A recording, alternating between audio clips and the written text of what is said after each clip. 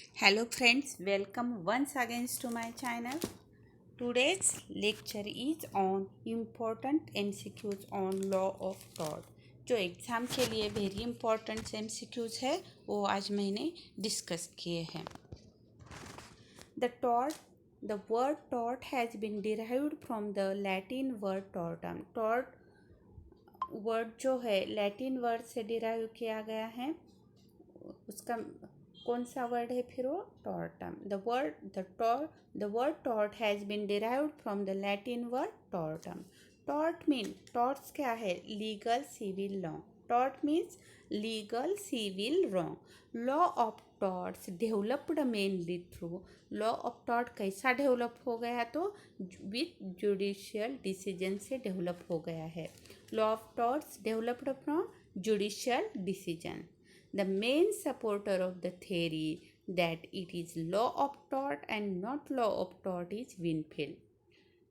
It is law of tort and not law of tort. इसको फिर क्या बोलते हैं? पिजन होल थ्योरी भी कहते हैं. आप कंफ्यूज नहीं हो इसलिए मैंने दोनों भी MCQs नियर लिए हैं जो आपको समझ में आना चाहिए. ये विनफील्ड जो है वो सपोर्टर है पिजन होल थ्योरी और it is law of tort and not law of tort का. और जो प्रोपोंडर ऑफ पिजन होल थ्योरी और law of tort and not law of tort is salmon. Okay, ये डिफरेंस याद रखना है. The general remedy in law of tort. General remedy क्या है लॉ ऑफ टॉर्ट में? Actions for unliquidated damages. The general remedy in law of tort is actions for unliquidated damages. Which of the following is an extrajudicial remedy?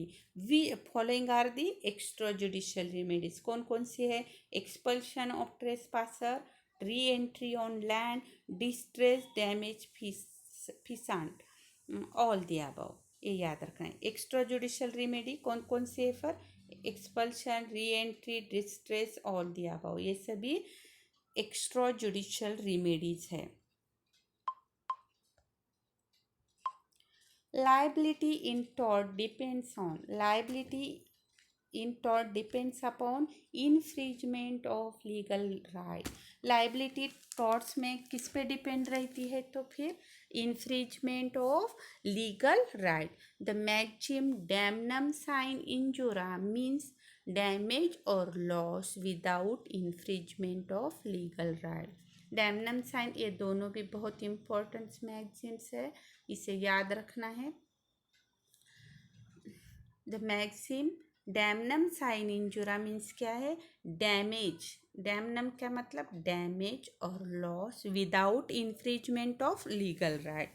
और the maxim injurious sine damnum का means क्या होता है? Infringement of private legal right without damage और loss. यहाँ पे हमारा private legal right इन्फ्रिज होता है. यहाँ पे हमारा लीगल राइट इन्फ्रिज नहीं होता लेकिन हमें लॉस हो जाता है, डैमेज हो जाता है. तो ये दोनों ये मैक्सिम्स बहुत इम्पोर्टेंट है, इसे याद रखना है.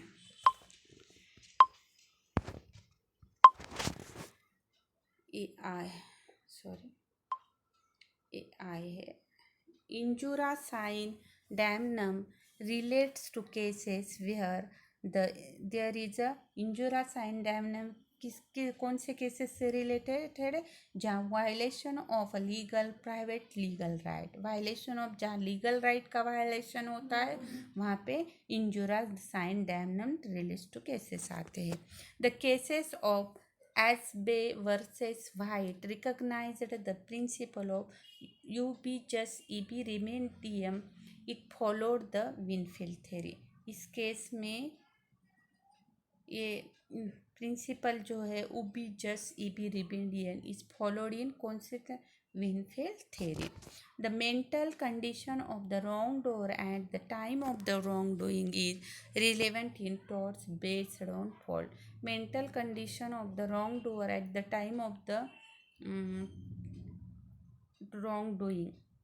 Tort में mental condition of the wrongdoer relevant in tort based on the faults पे depends रहती है.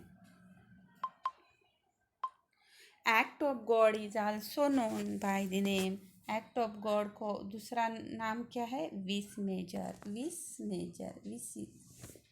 The rule of obsolete liability implies stricter than strict liability. तो rule of absolute liability कैसा है? Stricter than strict liability है। कैसा है? Stricter than strict liability.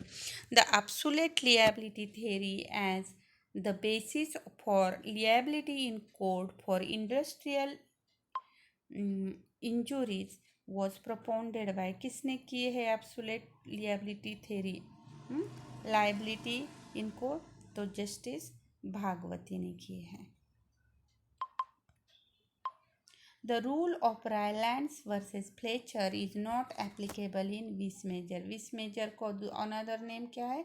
Act of God, act of God. Okay, तो rule of Rylands versus Fletcher किसको applicable नहीं है? Act of God. The distinction between sovereign and non-sovereign function of the state was laid down in, कौन से case में distinction किया गया है? sovereign and non-sovereign function of the state was laid down in Raylands versus Fletcher case में। Negligence is a faulty mental condition which is penalized by award of damages. This viewpoint was expressed by, किसने कहा है? Negligence is a faulty mental condition, किसने कहा ये? Austin ने। View किसका view point है ये? ऑस्टिन का। Negligence is a faulty mental condition. Negligence is failure to in duty of taking due care. The expression duty means, negligence में जो ड्यूटी का वर्ड यूज़ किया गया उसका मतलब क्या होता है? Specific legal duty. Duty, the expression duty means क्या है फिर? A specific legal duty. The maxim रेस इज पालो क्यूटर इज अ, क्या है ये मैक्सिम जो है वो रूल ऑफ एविडेंस है, याद रखना है, इम्पोर्टेंट है, रूल ऑफ एविडेंस है। In contributory negligence only one party negligent and other has not taken due care. Contributory negligence में क्या होता है? ओनली वन पार्टी निग्लिजेंट रहती है, other has not taken due care, other parties take care नहीं करती, और only one party is negligent, that means contributory negligence. The word nuisance is derived from the word, कौन से word से derive किया गया है? न्यूसेंस, फ्रेंच वर्ड्स न्यूअर, उसका मतलब क्या होता है? Hurt.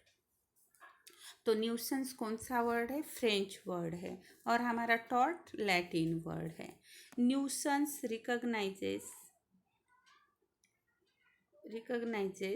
The concept of no fault liability. Nuisance क्या रिकॉग्नाइज कौन से कंसेप्ट करती है? No fault liability. Nuisance each of two kinds, public और common nuisance and private nuisance.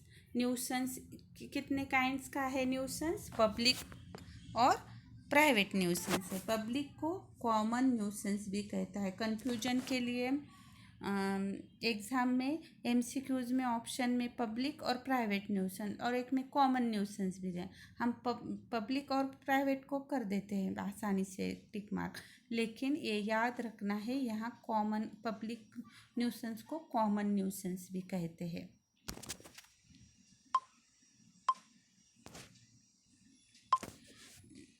The defences of nuisance, defendants of nuisance कौन से है? 20 years prescription, act of God, statutory authority. और रेमेडीज ऑफ न्यूसेंस कौन सी है? Injunction, damages, abatement. ये दोनों भी इम्पोर्टेंट है, मैंने अलग से लिखा है आपको याद रखने के लिए। डिफेंसेस कौन सी है? 20 years prescription, act of God, statutory authority. और रेमेडीज ऑफ न्यूसेंस कौन सी है? Injunction, damages, abatement. Which is a landmark judgement on medical negligence. Medical negligence पे लैंडमार्क जजमेंट कौन सा है? तो कुणाल शाह वर्सेस AM आ रहा है। Okay. Thanks for watching. Don't forget to like, comment and share and subscribe to my channel. Thank you for watching this video.